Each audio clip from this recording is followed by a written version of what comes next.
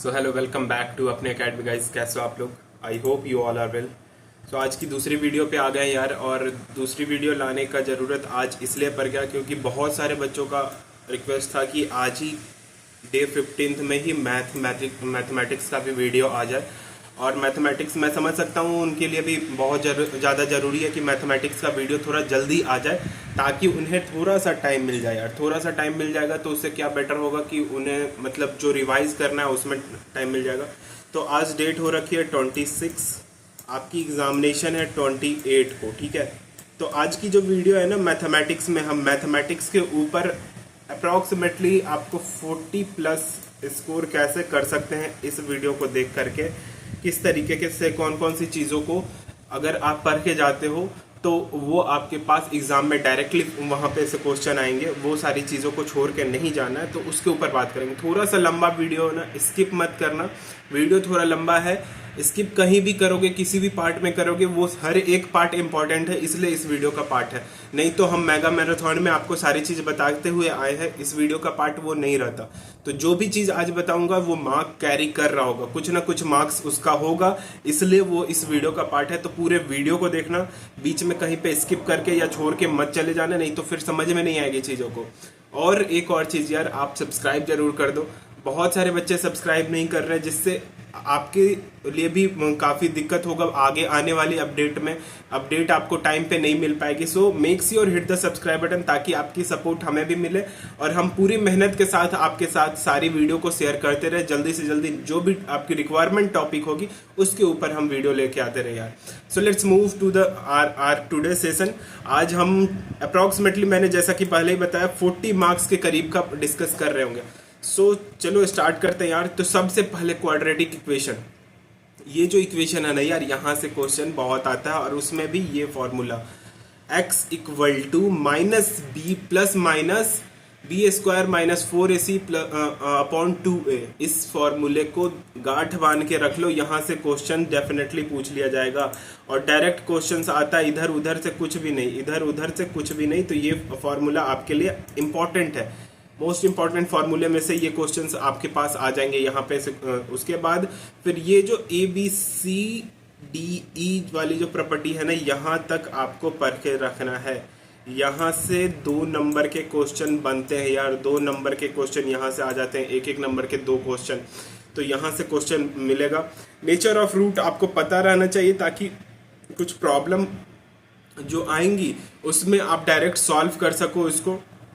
तो इसको एक बार आप पढ़ के चले जाओ, वो आपके लिए काफ़ी इंपॉर्टेंट हो जाएगा। उसके बाद सीधे मैक्सिमा एंड मिनिमा, ये आपके लिए इंपॉर्टेंट है। Maximum and minimum value of the quadratic equation कैसे निकालते हैं ये आपको पढ़ के रखना होगा। रूट ऑफ ये लोकेशन ऑफ रूट, यहाँ से एक नंबर समटाइम पूछ लिया जाता है यार। तो ये हो गई आपके पास क्वाड्रेटिक इक्वेशन। यहाँ पे हमने 3 नंबर डिस्कस किए। अब देखो यहाँ पे लोकेशन ऑफ रूट में क्या होगा, लेट एफ ऑफ एक्स एक है, उसमें आपके पास क्वाड्रेटिक इक्वेशन दे रखा है ax² plus bx plus c, where abc जो है एक रियल नंबर है और a 0 नहीं है। तो क्या क्या कंडीशन होगा उसका, डिस्क्रिमिनेंट जो होगा ग्रेटर देन और इक्वल टू 0 हो सकता है, ठीक है। तो ये सारे चीज़ों को ना आपको पढ़ के रखना होगा। इसमें इस कंडीशन में क्या होगा, the condition of both root f of x is equal to 0 to be greater than the specific discriminant d जो होगी ना, उससे हमेशा ये सारे केस आपको क्या करेगी, ये केस आगे क्वेश्चन में अप्लाई होती है यार। तो क्वेश्चन में अप्लाई होने के लिए आपको ये पढ़ के रखना होगा। उसी तरीके से ये जो फॉर्मूला है ना आपको पता रहना चाहिए, तभी जाके आपका डिस्क्रिमिनेंट निकाल पाओगे यार। b² माइनस 4ac अगर आपको पता नहीं है तो डिस्क्रिमिनेंट क्या होता है वो आपको पता ही नहीं चलेगा, ठीक है। तो ये तो आपको समझ में आ गई कि क्वाड्रेटिक इक्वेशन किस लिए इंपॉर्टेंट है। टोटल 3 नंबर इस पेज से क्वेश्चन आएंगे यार, 3 नंबर के क्वेश्चन यहाँ से पूछ लिए जाएंगे। Let's move. थोड़ा वीडियो लंबा होगा, देखना जरूर, तभी जाके समझ में आएगा। आगे बहुत सारी इंपॉर्टेंट चैप्टर्स हैं और सिंपल चैप्टर्स हैं जो इंपॉर्टेंट फार्मूला जहाँ से क्वेश्चन पूछे जाते हैं। उसके बाद है जनरल क्वाड्रेटिक इक्वेशन, यहाँ से क्वेश्चन समटाइम पूछे जाते हैं जनरल क्वाड्रेटिक इक्वेशन से। इसको किस तरीके से सॉल्व किया जाए इनटू 2 लीनियर फैक्टर, ठीक है। 1 नंबर का क्वेश्चन यहाँ से आएगा और थ्योरी ऑफ इक्वेशन से 1 नंबर का क्वेश्चन समटाइम पूछ लिया जाता है। तो देखो इन दोनों में से ना किसी एक से ही एक नंबर का क्वेश्चन आएगा, तो जो आपको इजी लगे उसी को सॉल्व करो। और मैं सजेस्ट करूंगा कि ये 2 वेरिएबल पे ही जाओ यार, ये थोड़ा ज़्यादा आसान है, इसको सॉल्व करना समझना ज़्यादा आसान है। तो ये आपके लिए तो टोटल 4 नंबर आपके यहाँ से निकल जाते हैं क्वाड्रेटिक के पार्ट से। 4 मार्क्स इसी पार्टों से, बस इतने ही चीज़ पढ़ने से आपके पास 4 मार्क्स गेन हो जाएंगे। Next move to the sequence and series. Sequence and series में आपके पास क्या, तो आपको nth टर्म निकालना आना चाहिए एपी के। एपी का nth टर्म अगर मान लो एक एपी गिवन है ए प्लस डी, ए प्लस 2d और up to an+1 into D तक अगर दे रखा है, तो nth टर्म का एपी कैसे निकलेगा, t n equal to a plus n-1 into d, ये आपका। और डी कैसे निकलेगा, तो डी निकालने का फॉर्मूला है ए nth term minus nth minus n-1 term जो होगा ना, मतलब अगर 13 टर्म दे रखा है तो 13th टर्म माइनस उसका एक पहले वाला टर्म जो होगा, उससे हम अपना nth टर्म निकालते हैं। उसके बाद सम ऑफ फर्स्ट n नंबर का कैसे निकालते हैं, ये एक इंपॉर्टेंट फार्मूला है, यहाँ से क्वेश्चन आएगा ही आएगा। एपीजीपी से अगर क्वेश्चन टच कर रहा है तो एपी से सम ऑफ एन टर्म से क्वेश्चन डेफिनेटली पूछ लिया जाता है। nth टर्म कैसे निकालते हैं उसमें भी आपको यहाँ पे समझ सकते हो, ये प्रॉपर्टीज कुछ पढ़ सकते हो, आपके पास आगे हेल्प कर सकता है। लेकिन यहाँ से अगर मैं बता दूं तो ये जो है ना, यहाँ से आप 2 नंबर एक्सपेक्ट कर सकते हो, यहाँ से 2 नंबर के क्वेश्चन पूछ लिए जाएंगे, छोटे छोटे 2 क्वेश्चन पूछ लिए जाएंगे। तो पहले भी मैंने बता रखा था कि किस तरीके से ये क्वेश्चंस आते हैं। मॉक टेस्ट जो है उसके ऊपर भी मैंने बताया था कि मॉक टेस्ट में आपको किस तरीके से पेपर में क्वेश्चंस पूछे जाते हैं एग्जैक्टली जो हमने 31 क्वेश्चन आपको प्रोवाइड किया था, जो मोस्ट एक्सपेक्टेड क्वेश्चन वाली वीडियो में है। तो वहां पे भी आप जाके अगर देखोगे तो वो सारे क्वेश्चन इधर से ही पूछे जाते हैं यार, तो वो आपके लिए इंपॉर्टेंट हो जाता है। देन आपके पास जीपी से, ठीक है, जीपी में nth टर्म कैसे निकलता है, सम ऑफ फर्स्ट n टर्म, ये सारी चीज तो भूल के भी मत छोड़ के जाना यार। यहाँ से मतलब इजी क्वेश्चन हर एक बच्चा करके जाता है, इसको कोई नहीं छोड़ता। तो ये क्यों, क्योंकि यहाँ से स्कोरिंग है, यहाँ से आपके पास 1 से 2 नंबर यहाँ से भी मिल जाते हैं यार, ठीक है। उसके बाद मीन कैसे निकालते हैं, अर्थमेटिक मीन, एम जीएम जो निकालने आता है, बच्चे को पता ही नहीं रहता। एपीजीपी तो पढ़ लेता है लेकिन एम जीएम छोड़ देता है, फिर एम जीएम कैसे निकलता है वही नहीं पता है। तो उसके लिए आपको ये सारी चीज पढ़ के जाना हो, just like arithmetic mean, if 3 term are in AP and then the middle term are in arithmetic mean, मतलब 3 टर्म है, मान लो A1, ठीक है, A1 A2 और AN, और A2 जो है हमारा वो अगर अर्थमेटिक मीन है, ठीक है, तो उसके लिए between the other 2 side, then so if ABC is the arithmetic mean, arithmetic progression, then B is the arithmetic mean. जैसे मान लो ABC जो है एक अर्थमेटिक प्रोग्रेशन है, उसमें हमारा जो B होगा वो अर्थमेटिक मीन होगा, तो ये अर्थमेटिक मीन निकलेगा कैसे, फिर nth टर्म का अर्थमेटिक मीन, यहाँ से ही क्वेश्चन आएगा nth टर्म में, ठीक है, यहाँ से और एक यहाँ से क्वेश्चन, जो GM जो है ना, ज्योमेट्रिकल मीन, यहाँ से एक एक नंबर के ये क्वेश्चन बनते हैं, ठीक है। तो ये आपको पता रहना चाहिए। हार्मोनिक मीन छोड़ सकते हो, हार्मोनिक मीन से क्वेश्चन उतना नहीं आता, लेकिन ये 2 टॉपिक जो है ना, फिर आपको अगेन 2 नंबर दे के जाएगा, ये भी टॉपिक आपको 2 नंबर देके जाएगा, तो इसको बिल्कुल अवॉइड नहीं करना है। समझ में आ रहा है आपको ये सारी चीजें? अगर समझ में आ रही है हिट द सब्सक्राइब बटन और लाइक जरूर करो और अपने फ्रेंड्स के साथ आगे शेयर करो यार वीडियो। So let's move. अब आता है सबसे आसान चैप्टर। देखो यार, मैं भी अपना WBJE लिखा था 2020 में, मैं भी WBJE दिया था, और उस समय भी इस चैप्टर को मैं बिल्कुल नहीं छोड़ा था यार। मुझे पता था कि यहाँ से क्वेश्चंस आते हैं, और कहाँ से क्वेश्चंस आते हैं, तो सबसे पहले तो डेट सॉल्व करने के लिए दे देगा, कोफैक्टर निकालने के लिए बोल सकता है, और सबसे मोस्ट इंपॉर्टेंट चीज आपको प्रॉपर्टी याद रहना चाहिए, तभी क्वेश्चन सॉल्व होता है। यहाँ पे एक इंपॉर्टेंट फैक्टर ये है कि जब तक आपको प्रॉपर्टी याद नहीं रहेगा क्वेश्चन सॉल्व नहीं होगा। तो प्रॉपर्टी क्या, सिंपल प्रॉपर्टी है। कौन कौन सी प्रॉपर्टी, देखो, the value of a determinant remain unaltered if the row and the corresponding column are interchange. अगर देखो रो और कॉलम को इंटरचेंज कर देंगे ना, तो हमारे डिटर्मिनेंट के वैल्यू पे कुछ फर्क नहीं पड़ेगा, ठीक है। तो ये चीज आपको, ये प्रॉपर्टी कॉमन चीज है। यहाँ पे आप अगर क्वेश्चन में दे रखा है कि अनअल्टर्ड डिटर्मिनेंट को सॉल्व करना है जिसमें रो और कॉलम को इंटरचेंज कर देते, तो क्या आपके वैल्यू में कुछ चेंज आ रही है, वो डिटर्मिनेंट आप अगर सॉल्व करने जाओगे उसमें आपको सीधे दिमाग लगाना है कि अच्छा चेंज हो गया, कोई दिक्कत नहीं, प्रॉपर्टी के अनुसार कुछ वैल्यू में चेंज नहीं आएगा। So you can easily do that question यार। तो उसके बाद अगर सेकेंड प्रॉपर्टी देखो तो second property, if any two row and a determinant are interchange the value of determinant is change in sign only. देखो अगर दो, जैसे ये डिटरमिनेंट A1 B1 C1 है, A2 B2 C2 A3 B3 C3, अगर हमने A2 को ऊपर ले लिया, A1 को नीचे ले आया, बाकी सब सेम रखें, तो इस डिटरमिनेंट में और कुछ चेंज नहीं होगा, बस साइन का जो इसका वैल्यू होगा ना, उसके साइन में बस नेगेटिव साइन आ जाएगा। तो ये सारी प्रॉपर्टी आपको ध्यान में रखना चाहिए। उसी तरह से C जो है, if a determinant has two row, अगर किसी डिटरमिनेंट का दो रो और कॉलम आइडेंटिकल है, ठीक है, और same properties, then the value is zero. अगर मान लो किसी में ना, किसी डिटरमिनेंट का अगर रो या कॉलम, दो रो या दो कॉलम सेम है, तो उसकी जो वैल्यू आएगी ना, आउटपुट आएगी, वो जीरो आएगी यार। तो ये सारी प्रॉपर्टीज आपको ध्यान में रहना चाहिए। यहाँ पे आपसे क्वेश्चन, अगर देखो क्वेश्चन आपसे पूछ लिया जाए कि इस तरीके के क्वेश्चन 1 1 1 1 1 1 1 1 1 1 2 1 और 1 3 4, ठीक है, ये एक डिटर्मिनेंट है और ये है 1 1 1, ठीक है। तो आपको अब देखो यहाँ पे इस क्वेश्चन में कैच क्या है कि अरे यार यहाँ पे दो, तो हमारे पास दो कॉलम दो रो में हमारे पास एग्जैक्ट सेम आ रही है, तो उस केस में हमारे पास डायरेक्ट जो ऑप्शन होगा वो जीरो होगा। यहाँ पे हमें सॉल्व करने की जरूरत ही नहीं होगी। तो बस हो गया, क्वेश्चन सॉल्व हो गया यार। यहाँ पे तो बहुत सारी चीजों को जानने की जरूरत नहीं, अगर सिंपल प्रॉपर्टी भी पढ़ के जाते हो ना, आपके पास काम हो जाता है यार, ठीक है। उसके बाद let's move system of equation. ये देखो दो इक्वेशन दे रखा है, A1 X1 plus B1 Y1, वही इसी तरीके का इक्वेशन है। इसको भी डिटर्मिनेंट के फॉर्म में कैसे सॉल्व करते हैं, अगर देखो सिस्टम ऑफ इक्वेशन, तीन इक्वेशन दे रखा है 3 वेरिएबल के, तो इसको कैसे इजीली डेट के फॉर्म में सॉल्व हो जाएगा यार। ये फॉर्मूला अगर पता नहीं रहा, क्वेश्चन यहाँ से आते हैं, नहीं पता रहा, क्वेश्चन नहीं सॉल्व होते हैं यार यहाँ से। तो ये सारी चीज हो गई। उसके बाद इंट्रोडक्शन टू मैट्रिक्स। देखो मैट्रिक्स में आपको पता रहना चाहिए, पहले तो मैट्रिक्स के प्रॉब्लम पहचानने आ जाना चाहिए। आई होप सबको पहचानने आता ही होगा। और उसके बाद ये सारी चीजें, row matrix, column matrix, zero जिसको नल मैट्रिक्स बोलते हैं। अब देखो क्वेश्चन में समटाइम ना जीरो मैट्रिक्स की जगह नल मैट्रिक्स दे देता है, तो आपको पता रहना चाहिए नल मैट्रिक्स एग्जैक्टली होता क्या है, ठीक है। An M cross N matrix whose all entire value is zero, जिस मैट्रिक्स का सारा वैल्यू जीरो है। अब देखो 1 क्रॉस 1 मैट्रिक्स की मैं एग्जांपल ले लूं, तो ये अगर जीरो है, ये भी जीरो है, ये भी जीरो है, तो ये किसका पार्ट हो गया, नल मैट्रिक्स इसको बोलेंगे, ठीक है। तो आपको क्वेश्चन में ये सब कैच रहता है, ठीक है।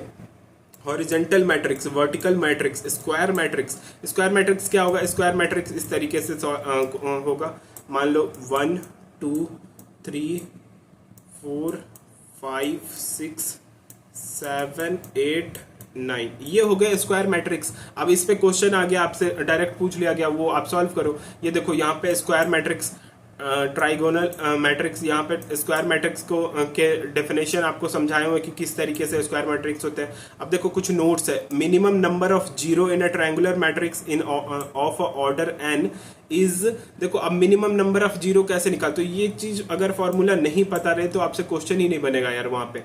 तो ये सारी चीजें, छोटी छोटी जो डेफिनेशन है ना, उसको आपको पता रहना चाहिए। Null square matrix is also a diagonal matrix. Null square matrix अगर है ना, तो देखो जस्ट लाइक ये एक डायगोनल मैट्रिक्स है, इसका मतलब ये जो पार्ट है ना, ये डायगोनल मैट्रिक्स का पार्ट है, ठीक है। तो ये सारी चीज आपको पता रहना चाहिए। उसके बाद equality of matrix, equality of matrix को आपको पढ़ना होगा। यहाँ से देखो, अब देखो यहाँ से क्वेश्चन कहाँ से आएंगे, तो एक क्वेश्चन तो देखो सिंपली इन प्रॉपर्टीज के ऊपर से एक क्वेश्चन बन जाता है यार, एक क्वेश्चन आपको पता मिल जाएगा। उसके बाद आपके पास इक्वालिटी ऑफ मैट्रिक्स से समटाइम एक क्वेश्चन पूछ लिया जाता है। उस सबसे मेन इंपॉर्टेंट चीज है एडिशन, यहाँ से मल्टीप्लिकेशन, मैट्रिक्स मल्टीप्लिकेशन, यहाँ से क्वेश्चन, ये जो प्रॉपर्टी है ना, यहाँ से क्वेश्चन भर भर के पूछे जाते हैं। प्रॉपर्टी ऑफ ये मैट्रिक्स मल्टीप्लिकेशन, ये प्रॉपर्टीज आपको पता रहना चाहिए, तभी जाके क्वेश्चन एक्चुअली में सॉल्व कर पाओगे आप, ठीक है।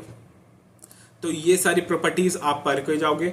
उसके बाद देखो अगर कुछ डाउट रह जाता है तो कमेंट सेक्शन में पूछ लिया करो यार, कमेंट सेक्शन ऑलवेज ओपन है। मैं ट्राई करता हूँ कि जल्दी से जल्दी आपका सारे क्वेश्चंस का रिप्लाई कर दूंगा। तो आई होप ये सारी चीज़ जो भी डाउट आते हैं रिलेटेड योर एग्जामिनेशन से पहले जो भी डाउट आ रहे हैं आप पूछो। एग्जाम के बाद तो हम हैं ही आपको एक बेटर जगह पे लेके जाने के लिए। सो आई होप अभी तक आप लाइक कर चुके हो, अगर सब्सक्राइब नहीं किया तो सब्सक्राइब भी कर लो यार, ठीक है। उसके बाद देखो सिंपल सी चीज़, अब ये जो पार्ट है ना ट्रांसपोज ऑफ मैट्रिक्स, ये एक इंपॉर्टेंट पार्ट है यार। यहाँ से क्वेश्चन डेफिनेटली देखने को मिलेगा आपको। ट्रांसपोज ऑफ मैट्रिक्स से क्वेश्चन, एडजॉइंट मैट्रिक्स का क्वेश्चन, ठीक है, इनवर्स मैट्रिक्स का क्वेश्चन, यहाँ से ये जो चीज़ है यहाँ से क्वेश्चन डेफिनेटली देखने को मिलेगा, ठीक है। तो ये सारे क्वेश्चंस आपको लगा के रखने हैं तभी जाके।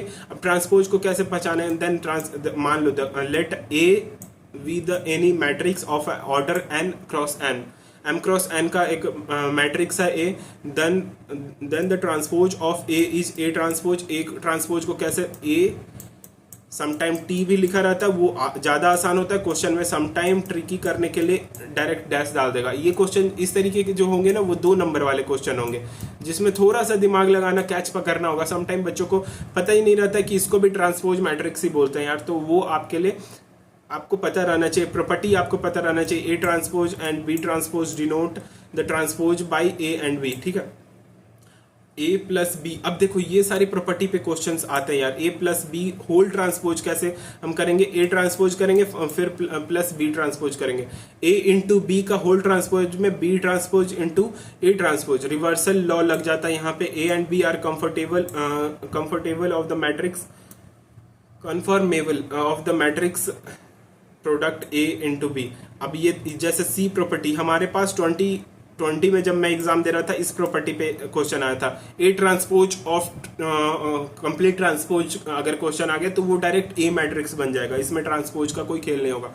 वैसे ही एडजॉइंट मैट्रिक्स आपको पता रहना चाहिए। एडजॉइंट मैट्रिक्स क्या होता है, inverse of square, inverse of matrix जिसको रेसिप्रोकल मैट्रिक्स भी बोलते हैं। यहाँ पे भी आपको ये प्रॉपर्टीज स्पेशली ये वाली चीज जो है ना वो पता रहना चाहिए, ठीक है। इनवर्स कैसे निकालते हैं, adjoint of A upon A matrix, ठीक है। तो ये सारे क्वेश्चन किस तरीके से सॉल्व, एडजॉइंट ऑफ ए कैसे सॉल्व किया जाता है, ठीक है। तो ये सारे क्वेश्चन आपको पता रहना चाहिए किस तरीके से एग्जैक्टली क्वेश्चन सॉल्व होता है। उसके बाद आता है हमारा सबसे मेन इंपॉर्टेंट स्ट्रेट लाइन। यार वीडियो थोड़ी लंबी हो चुकी है बट आपको कंटिन्यूअसली देखना, अभी आगे थोड़े और इंपॉर्टेंट चैप्टर बचे हुए हैं, कम से कम 25 मिनट की होगी यार, तो पूरा वीडियो देखो। सबसे पहले स्ट्रेट लाइन में ना मैं बता दूं, स्ट्रेट लाइन में सबसे जो इम्पोर्टेंट है ना वो ये वाली चीज़ है, ठीक है। स्ट्रेट लाइन का कार्टेशियन कोऑर्डिनेट पे ये आपको पता रहना चाहिए, theta equal to tan inverse y upon x. अगर x equal to r cos theta और y equal to r sine theta है तो आपको थीटा का कैसे निकालोगे, x y कोऑर्डिनेट है कार्टेशियन कोऑर्डिनेट पे, ये आपको पता रहना चाहिए। Distance formula important, distance formula से सिंपली एक क्वेश्चन डेफिनेटली पूछ लिया जाता है यार। सिंपल क्वेश्चन होता है यहाँ से। सेक्शन फार्मूला, ये क्वेश्चन आप नहीं भूल सकते, सेक्शन फार्मूला से question. The coordinate of a point dividing the line joining the point A का कोऑर्डिनेट x1 y1 दे रखा है, बी का कोऑर्डिनेट x2 y2। अब ये क्वेश्चन क्या है, देखो ये इस तरीके से एक लाइन है, ये a है, ठीक है, और ये b है, ओके, और ये हमारा जो है ये डिवाइड कर रहा है, ठीक है। तो ये इसका रेशियो m है, इसका रेशियो n है, a के कोऑर्डिनेट्स दे रखे हैं, b के कोऑर्डिनेट्स दे रखे हैं। फॉर इंटरनल डिवीजन के लिए कैसे निकालेंगे, तो इंटरनल डिवीजन का फॉर्मूला ये है और यहाँ से क्वेश्चन आएगा ही आएगा। एक्सटर्नल डिवीजन का अगर निकालना है तो इसका फॉर्मूला ये है, इस तरीके से निकालेंगे। For line a x plus b y plus c equal to 0 divided the line joining point P और Q, ठीक है। तो उसका रेशियो कैसे निकलेगा, उसका फॉर्मूला इस तरीके से होगा। तो इस तरीके के क्वेश्चन आप एक्सपेक्ट करोगे क्वेश्चन आने का। तो देखो यहाँ एक तो डिस्टेंस फार्मूला, सेक्शन फार्मूला बिल्कुल नहीं छोड़ के जाना है। अब देखो डिस्टेंस फार्मूला क्या है, दो कोऑर्डिनेट्स दे रखे, ए का x1 y1 है और b का x2 y2 है, 2 पॉइंट्स दे रखे हैं, इन दोनों के बीच का डिस्टेंस कितना होगा उसको निकालें। तो ये फार्मूला आपको पता रहना चाहिए, यहाँ से क्वेश्चन आएगा। तो एक और चीज़ है, सेंट्रॉइड के ऊपर क्वेश्चन आते हैं यार, सब चीज़ छोड़ के जाओ, सेंट्रॉइड मत छोड़ के जाओ। मैं अपने टाइम पे पछताया था जाके, वहाँ पे मुझे कैच ही नहीं हो रहा था, ये फार्मूला याद ही नहीं हो रहा था सेंट्रॉइड के कोऑर्डिनेट्स के ऊपर। तो ये अगर नहीं याद रहेगा क्वेश्चन नहीं सॉल्व होगा यार। ये चीज़ अगर प्रॉपर्टी आपको नहीं पता रहेगी क्वेश्चन नहीं सॉल्व होने वाला, तो ये चीज़ ध्यान में रखो। नेक्स्ट अगर हम आए तो नेक्स्ट सेक्शन में इक्वेशन ऑफ स्ट्रेट लाइन एक इंपॉर्टेंट पार्ट है आपके पास। एक उसके बाद देखो इक्वेशन ऑफ स्ट्रेट लाइन में ना आपको ये पूरा चीज़ पढ़ के रखना होगा। Relation between x and y which is satisfied by the coordinates of every point lying on the line is called equation of the line straight line। तो ये सारी चीज़ अगर पढ़ के रखते हो ना, जैसे ax plus b y plus c equal to 0, a और b 0 नहीं हो सकता साइमल्टेनियसली, ये इक्वेशन ये जो चीज़ है ना ये आपको काफ़ी हेल्प करेगा। a b c d ये आपको काफ़ी हेल्प करेगा। स्लोप ऑफ लाइन से एक क्वेश्चन आप एक्सपेक्ट करोगे कि आएगा ही आएगा, और एक क्वेश्चन इक्वेशन ऑफ लाइन से आएंगे, ठीक है। उसके बाद standard form of equation of straight line. Standard form of equation of straight line में देखो स्लोप, इंटरचेंज, पॉइंट स्लोप। अब देखो पॉइंट स्लोप से क्वेश्चन आते हैं, 2 पॉइंट फॉर्म से क्वेश्चन आते हैं, फिर नॉर्मल से नहीं आएगा, इंसेंट फॉर्म से नहीं आएगा, पैरामेट्रिक फॉर्म से नहीं आएगा। तो देखो यहाँ पे भी आपको स्लोप पढ़ना है, पॉइंट पढ़ना है और 2 पॉइंट फॉर्म पढ़ना है। तो ये 3 चीज़ों को आपको standard form of straight line से पढ़ लेना। उसके बाद देखो कुछ एक इंपॉर्टेंट है, length of perpendicular from the point A. ये वाले फॉर्मूले से क्वेश्चन डेफिनेटली आता है यार, ठीक है। ये क्वेश्चंस डेफिनेटली आपसे पूछ लिया जाता है। उसके बाद distance between 2 parallel line, 2 parallel line के बीच का डिस्टेंस हमेशा एक फेवरेट क्वेश्चन है यार। ये चाहे जेई हो चाहे कहीं भी हो, 2 नंबर का क्वेश्चन यहाँ से बन जाता है, 1 नंबर का क्वेश्चन यहाँ से भी बन जाता है। तो ये दोनों चीज़ को भी बिल्कुल अवॉइड नहीं करना है आपको। और ये सारी नोट्स आपको मिल जाएगा टेलीग्राम ग्रुप पर भी यार, तो वहाँ से भी आप इन सब चीज़ को रिवाइज कर लेना, जल्दी जल्दी आपसे कर लेना, ओके। नेक्स्ट सर्कल यार, सर्कल एक इम्पॉर्टेंट टॉपिक है। सर्कल से देखो ये जो जनरल फार्मूला है ना सर्कल के, वो काफ़ी इंपॉर्टेंट होता है यार। यहाँ जनरल फार्मूला से क्वेश्चंस काफ़ी पूछे जाते हैं। अब देखो यहाँ पे ना जनरल फार्मूला क्या है, जनरल इक्वेशन क्या है सर्कल का, x square plus y square plus 2gx plus 2fy plus c equal to 0। अब देखो मैं 2018 में पढ़ा था ये सारे फॉर्मूला, मुझे याद है। क्योंकि ये चैप्टर्स मैं अपने टाइम पे भी जानता था कि ये प्रिफरेबल चैप्टर्स हैं, यहाँ से क्वेश्चन आएगा ही। अब देखो इसके कॉफिशिएंट ये जो है, where g f and c are the constant, और माइनस ये जो सेंटर है ना माइनस g और f है, तो यहाँ से क्वेश्चंस बनते हैं यार। यहाँ से क्वेश्चन आपको देखने को मिलेगा, एक क्वेश्चन यहाँ से डेफिनेटली देखने को मिल जाएगा। तो ये सारे फॉर्मूला आपको पता रहना चाहिए, ठीक है। उसके बाद diameter of a circle, diameter of circle, ये वाले फॉर्मूले पे भी क्वेश्चंस आते हैं, यहाँ से भी क्वेश्चन पूछे जाते हैं। तो टोटल जो ई प्रॉपर्टी है ना, ए से लेके ई तक, बीच में आप इसको नहीं, किसी को भी नहीं छोड़ सकते यार, यहाँ पे सारे इंपॉर्टेंट होते हैं, यहाँ से भी क्वेश्चंस पूछे जाते हैं। मैं अपने टाइम पे भी याद कर रहा हूँ, यहाँ से क्वेश्चंस आए थे, यहाँ से क्वेश्चंस आए थे, और उसके साथ साथ ये जो थर्ड प्रॉपर्टी है ना, वहाँ से भी क्वेश्चंस आपको पूछ लिए गए थे। तो आई होप ये चीज़ बिल्कुल मत छोड़ना। देखो ये सारी प्रॉपर्टी, ये मार्क्स देने वाले चैप्टर्स हैं यार, यहीं से मार्क्स उठेगा। सारे बच्चे इधर उधर इंटीग्रेशन कैलकुलस की तरफ भटक रहे होंगे कि मुझे समझ नहीं आ रहा है, area under curve, differentiation, integration and definite integration की तरफ, एओडी एप्लीकेशन ऑफ डेरिवेटिव या लिमिट की तरफ, लेकिन आपको इधर स्मार्टली वर्क करना है, स्मार्टली आपको आगे बढ़ना है, तभी जाके होगा। उसके बाद पोजीशन ऑफ सर्कल से क्वेश्चन समटाइम पूछे जाते हैं। एक नंबर के tangent of line on a circle, ये समटाइम पूछे जाते हैं यहाँ से क्वेश्चन, टेंजेंट ऑफ लाइन से, ठीक है। तो इसको भी आपको पढ़ना होगा, जो कि इजी है यार। ये अगर ये चीज़ आपको याद रह गया ना, तो आपसे क्वेश्चन बन जाएगा। तो इसको भी जरूर ध्यान में रखो, इन सारे फॉर्मूले को, यहाँ से क्वेश्चंस आपसे पूछे जाते हैं। देखो अब यहाँ पे क्या है, equation of tangent at t equal to 0 पे, t इक्वल टू 0 पे, अब जो अलग अलग प्रॉपर्टी के साथ अलग अलग फार्मूले हैं, उस पे t इक्वल टू 0 पे हमारे पास क्या बनेगा, तो वो सारी चीज़ें आपको पढ़ के रखना होगा, तभी जाके। जैसे tangent at point x1 y1, the circle जो हमारे पास on the circle x square plus y square equal to a square is, यहाँ पे क्या हो जाएगा, x1 plus y1 equal to a square, ये हमारा बन जाएगा टेंजेंट का इक्वेशन। टेंजेंट का इक्वेशन ये बन जाएगा। वही उसके साथ अगर a cos t और a sin t पे है, तो उस तरीके से फार्मूला में चेंजेस आएगा। तो ये सारी चीज़ें आपको पढ़ना होगा। उसके साथ साथ अगर हम पैराबोला पे जाए, तो पैराबोला की ये सबसे पहले प्रॉपर्टी पढ़ लो। अगर नहीं पढ़े हो अभी तक, तो पैराबोला छोड़ के जा सकते हो आप यार। पैराबोला को मैं प्रीफर नहीं करूँगा, अगर पहली बार पढ़ना है तो पैराबोला को छोड़ के इलिप्स पढ़ लो। पैराबोला आप छोड़ के जा सकते हो। यहाँ से ना पैराबोला में एक क्वेश्चन इस पार्ट से बनता है, ठीक है। एक क्वेश्चन यहाँ से और एक क्वेश्चन यहाँ से बन जाता है, ठीक। उसके बाद position of point relative to parabola, उसके बाद कॉर्ड ज्वाइंट टू, यहाँ ये जो है ना ये पार्ट से भी आपके पास एक क्वेश्चन। लेकिन अगर कोई बच्चा नहीं पढ़ रखा है पैराबोला तो उसको छोड़ के जा सकता है। लाइन ऑन पैराबोला, यहाँ से भी आप एक क्वेश्चन एक्सपेक्ट कर सकते हो, ठीक है। तो ये वाली जो पार्ट हो गई, इससे आपके पास क्वेश्चंस देखने को मिलेंगे। मैं अभी भी सजेस्ट कर रहा हूँ, अगर पैराबोला नहीं पढ़ रखा है पहले मत पढ़ो, उससे अच्छा इलिप्स के बेसिक्स फार्मूले पे याद ध्यान रख लो। ये जो बेसिक फार्मूला है ना, स्टैंडर्ड इक्वेशन जो है उसको बिल्कुल नहीं छोड़ के जाना है। इसेंट्रिसिटी का क्या मतलब होता है वो पता रहना चाहिए।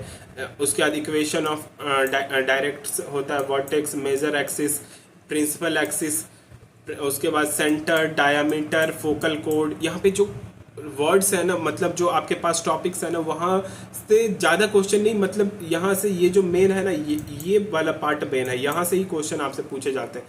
तो आपको ये सारी चीज़ आपको पता रहना चाहिए, तो तभी जाके आपसे क्वेश्चन एक्चुअली में सॉल्व हो पाएगा यार, ठीक है। उसके बाद देखो फोकल रेडियाई कैसे निकलता है, इसेंट्रिसिटी का फॉर्मूला क्या होता है, तो E equal to under root of 1 minus b square upon a square. अब देखो बी स्क्वायर क्या होगा, ये होगा, ए स्क्वायर ये होगा, इसेंट्रिसिटी का फॉर्मूला यही इसी तरीके से निकलता है यार। तो आपको ये इसेंट्रिसिटी को नहीं छोड़ के जा सकते हो, इलिप्स का स्टैंडर्ड फार्मूला को नहीं छोड़ के जा सकते यार। लाइन एंड एन इलिप्स, ठीक है। तो यहाँ पे देखो टेंजेंट पे इलिप्स में समटाइम क्वेश्चन पूछे जाते हैं, क्योंकि ये थोड़ा कॉम्प्लेक्स टॉपिक है। यहाँ से 2 नंबर के क्वेश्चन आते हैं यार, ठीक है। पॉइंट फॉर्म में, स्लोप फॉर्म में, और देखो ज़्यादातर पॉइंट और स्लोप में ही आता है, ठीक है। उसके बाद फिर normal of the ellipse, normal of ellipse में स्लोप फॉर्म में आपसे क्वेश्चन पूछे जाते हैं। कोड ऑफ कॉन्टैक्ट, यहाँ से एक क्वेश्चन डेफिनेटली पूछ लिया जाएगा कोड ऑफ कॉन्टैक्ट से, ठीक है। तो ये तो हो गई आपके पास टोटल इन शॉर्ट इलिप्स का, मतलब जो कोऑर्डिनेट ज्योमेट्री है वो कवर हो गया। उसके बाद वेक्टर पे, तो देखो वेक्टर में ना कुछ इंपॉर्टेंट चीज़ों को आपको ये बस पढ़ लेना है यार। यहाँ से ये अगर पढ़ लेगो ना, काफ़ी हेल्प होने वाला है आपको। एडिशन ऑफ वेक्टर एक इंपॉर्टेंट पार्ट है, एडिशन ऑफ वेक्टर से आता है questions.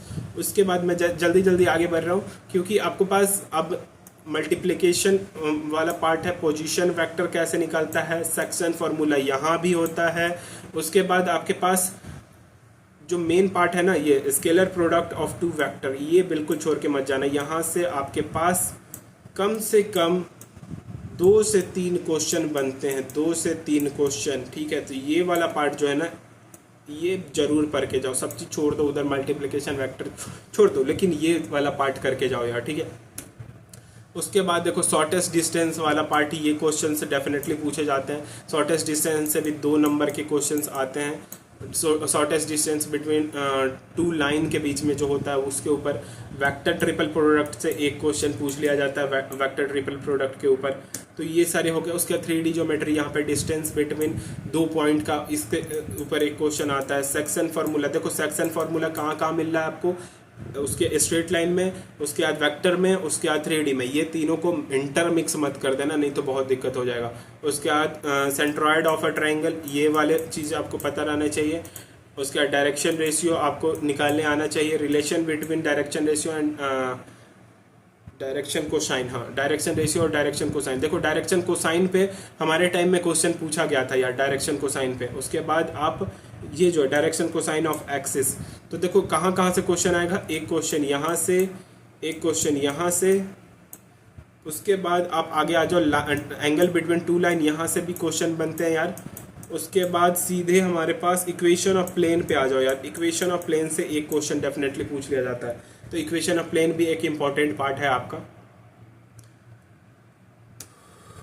Angle between 2 plane, angle between 2 plane के बीच का एंगल कितना होगा वो कैसे निकालते हैं। जैसे मान लो कि कंसिडर अ 2 प्लेन, एक प्लेन है ax plus b y plus c z plus d equal to 0, और दूसरा है a dash x plus b dash y plus a dash z plus d equal to 0। अब इसका एंगल कैसे निकालेंगे, तो ये फार्मूला नहीं पता रहेगा, नहीं निकलेगा, और यहाँ से क्वेश्चन पूछ लिया जाएगा 1 नंबर का, यहाँ से भी आपको आ जाएगा। Angle between line and plane, ये यहाँ से 2 नंबर के क्वेश्चन आएंगे यार, सॉरी ये जो पार्ट है ना, यहाँ से 2 नंबर के क्वेश्चन।